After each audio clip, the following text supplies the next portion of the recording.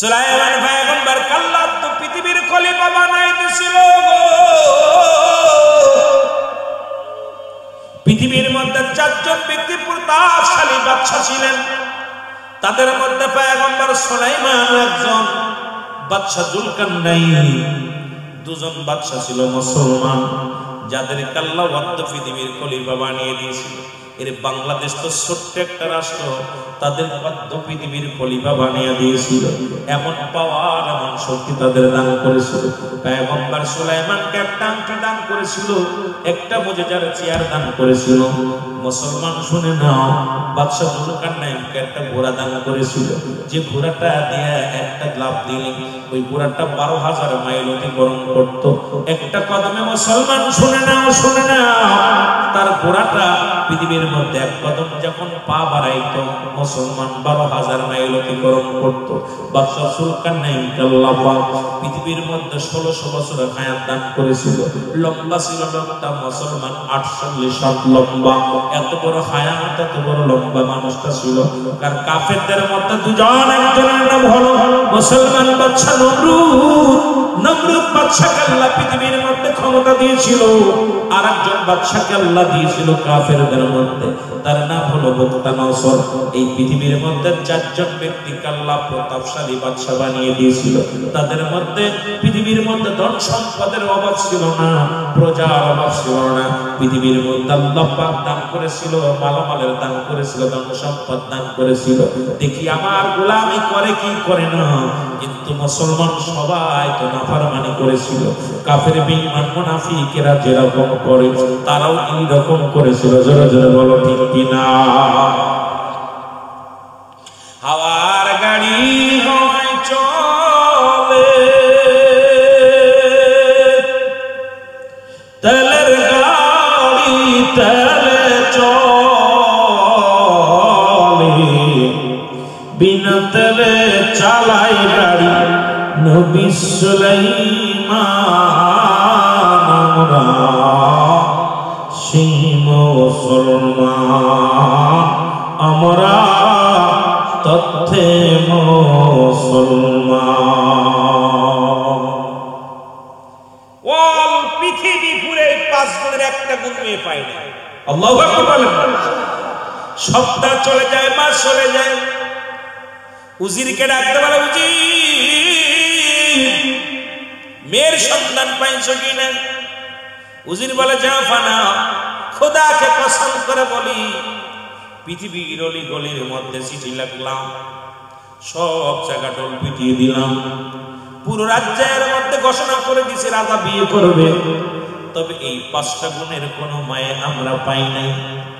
উজির বলে, এত বড় পৃথিবী, একটা মেয়ে পাইলা না? কয় হুজুর, একটা চিঠি পড়ে নাই, কানের মধ্যে একটা চিঠি আসে নাই। বলে, খবর নাও, 1 মাস চলে গেল, 1 মাসের মাথায় একখানা চিঠি আসলো। কয়খানা? একখানা চিঠি পাওয়া গেল। চিঠিখানা যখন পাইলেন, উজির ডাকতে বলে, হুজুর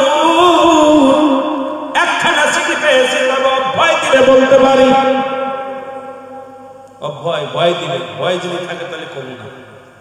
হুজুর চিঠিখানা, একখানা চিঠি পেয়েছি, যদি আপনি অভয় দেন তাহলে চিঠিখানা পড়ে আপনারা শোনাইতে পারি, চিঠিখানা আপনার সামনে হাজির করতে পারি। উজির বলা পর বাদশা, মুসলমান বাদশা সুলাইমান পয়গম্বর ডাকতে বলে, উজির রে, চিঠিখানা তুমি পড়ে শোনাও। চিঠিখানা পড়ে শোনাও। চিঠিখানা হাতের মধ্যে নিয়ে বলে, হুজুর এক মেয়ে পেয়েছি, সেই মেয়ে অনেক সুন্দরী, 1 নাম্বার আমানতদারি, তার সতীত্বর আমানতদারি। বললে হয়তো কষ্ট পাবেন। আমার দেশে গতকালকে পরশুদিনকে দেখলাম, ক্লাস 6-এ পড়ে মেয়েটা, বাবার টাকা পয়সা স্বর্ণ অলংকার চুরি করে, আর 6-এ পড়ে সেই মেয়ে ছেলেটার হাত ধরে চলে যায়। প্রশাসনের বাইরা ধরেছে, তাদের বড় লজ্জা লাগলো। ক্লাস 6-এর মেয়ে বাবা মাকে কেমনে মুখে লাথি মেরে, সমাজের মুখে লাথি মেরে, ক্লাস 6-এর মেয়ে যদি পুরুষের হাত ধরে চলে যেতে পারে, এই সমাজে কেমনে আপনি ইমান নিয়ে বাঁচবেন? এই সমাজে কি নিয়ে বাঁচবেন? আর একটা মেয়ে ক্লাস 7-এ পড়ে, ছেলেটা মুসলমান, কি করে একটা কোম্পানিতে কাজ করে। মুসলমান শুনে নাও, এই দুইটা ছেলে মেয়ে প্রশাসনের ভাইয়েরা ধরছে, ধরার পর তাদের গ্রেফতার করে তাদের গার্জিয়ানদের খবর দিছে। গার্জিয়ানের হাতে যখন দিছে, মেয়েটা বলতেছে, বাবা আমি সাবালিকা, আমার অধিকার, আমার বিয়ের পরের বয়স হয়ে গেছে। বলছে, না মা, তুমি কেবল 6 পড়ো, কেবল বয়স মাত্র 11 বছর। কত বছর? 11 বছর। কই না, আমার 11 বছর হলে আমার বিয়ের বয়স হয়ে গেছে। আজকে জাতি সমাজ কত নষ্টের পথে চলে গেছে। যারা ফেসবুক চালান, নেট চালান, দেখা পর বড় লজ্জা লাগে। এই সমাজকে বাঁচাতে হলে, এই সমাজকে যদি বাঁচতে হয়, নিজে বাঁচতে হয়, ইসলামের বিধান মানতে হবে, কোরআন মানতে হবে। আর ওই আগে বলছি, নামাজ যেমন ফরজ, পর্দা তেমনি ফরজ। ওই পর্দা না থাকার কারণে আমার সমাজ, আমার জাতি সব শেষ হয়ে যাচ্ছে। ধরে বলেন ঠিক কিনা? ক্লাস 6 এর মেয়ে, আমি লজ্জা পেয়েছি, একদম সত্য মেয়ে। আরে ভাই, চিন্তা করছেন একবার, ওর বাপ মা কত খারাপ। ওই মেয়ের সর্বনিম্ন খোঁজ নিয়ে দেখুন বাবা মার চরিত্র কত খারাপ। বাবা মার চরিত্র কালচার খারাপ হওয়ার কারণে ওই মেয়ে, ওই ছেলে কেবল সবে মাত্র 6 উঠছে, সেই ছেলে মেয়ে চলে যেতে পারে। এখান থেকে ফিরতে হলে আমাদের অবস্থা খালি ওর পিছে না লেগে গাগে ঘর ঠেকা, বাড়ি ঠেকান, বউ নিয়ে খালি হাওয়া খাওয়াবেন, আর বউ নিয়ে মানুষের দেখায় নিয়ে বেড়াবেন, পরের মেয়ের পাশ করবেন। আপনার মেয়েগুলো সাবধান। এ যুবকেরা, চিন্তা করছো পরের ঘর ভাঙতেছো না বাবা, তোমার নিজের ক্ষতি নিজে করতেছো। তোমার ঘরও কন্যা সন্তান আছে, তোমার বিবি আছে। যেদিন তোমার বিবি অন্য পুরুষে নিয়ে যাবে, তোমার মেয়ে যখন অন্য পুরুষের হাত ধরবে, সেদিন তুমি কষ্ট কেমন লাগে বুঝতে পারবে। তুমি পরের ক্ষতি করতেছো, নিজের ক্ষতি না। চিন্তা নিজের কি পরের ক্ষতি করতেছো না, নিজের ক্ষতি নিজে করতে। চলে বলেন ঠিক কি না? আমার ভাইরা, আমার বন্ধুরা, আমার উজরি ডাকতে বলো, হুজুর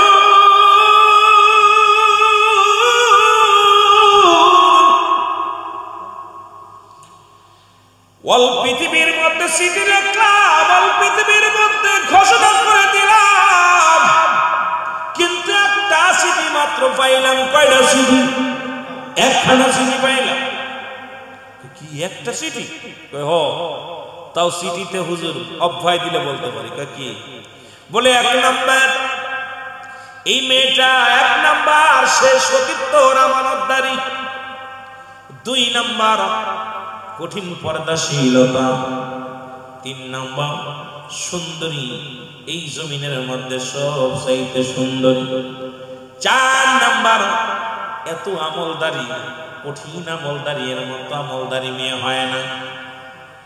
4 নাম্বার বলে উজির দাঁড়ায় গেলেন। বলে 5 নাম্বারটা বলো। বলে 5 নাম্বার, হুজুর মেয়েটার বাবা কোনো সম্পদ নাই, কোনো বাড়ি টাড়ি নাই। মেয়েটার বাবা একজন জেলে মাছ ধরে খায়। এই জেলের মেয়েটার সঙ্গে মেয়েটা বাবা পায়গাম নিয়ে আসছে আপনার বিয়ে, আপনি যদি রাজি থাকেন তাহলে বিয়ে হবে। উজির কথা বলার সঙ্গে সঙ্গে বাদশা পয়গম্বর সুলাইমানের ক্ষিপ্ত হইয়া এত রাগা রাখছে। কি বলতে চাও? একজন জেলের মেয়ে, আমি জেলের মেয়েকে বিয়ে, আমি প্রেসিডেন্ট, দেশের প্রেসিডেন্ট, আর আমার জন্য আনছে জেলের মেয়ের পয়গম্বর নি।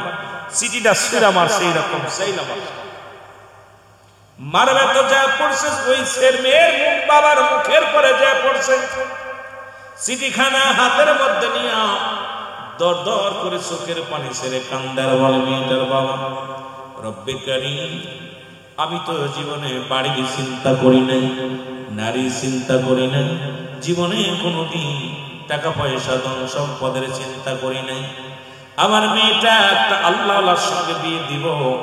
আমার মেয়েটা, আমার ওই জামাই আমার জানাজা পড়বে, ওই মেয়েটা আমার জামাই আমার জন্য দোয়া করবে।